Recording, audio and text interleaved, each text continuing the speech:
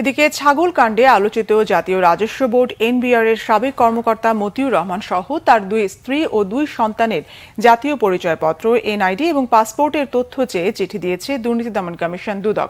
মঙ্গলবার দুদকের প্রধান কার্যালয় থেকে নির্বাচন কমিশন ও পাসপোর্ট অফিসে পাঠানো আলাদা আলাদা চিঠিতে এসব তথ্য চাওয়া হয়েছে। এবার ঈদুল আজহার সময় এনবিআর এর সাবেক কর্মকর্তা মতিউর রহমানের দ্বিতীয় স্ত্রীর ছেলে মুশফিকুর রহমান ইফাতের 15 লাখ টাকার ছাগল কেনা নিয়ে সামাজিক যোগাযোগ মাধ্যমে ব্যাপক আলোচনায় আসেন। ছেলের বিলাসী জীবনযাপন নিয়ে তুমুল আলোচনা সমালোচনার সূত্র ধরেই মতিউরের বিপুল সম্পদের বিষয়টি সামনে আসে।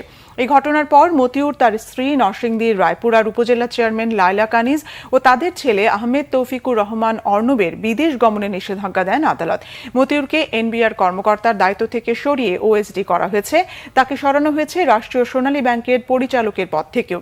এরপর থেকে গা ঢাকা দিয়েছেন আলোচিত মতিউর। তার ও তার পরিবারের সদস্যদের বিপুল অবৈধ অর্থ সম্পদের খোঁজ পেয়েছে দুদক। সেসব সম্পদ জব্দে আদালতের অনুমতিও মিলেছে।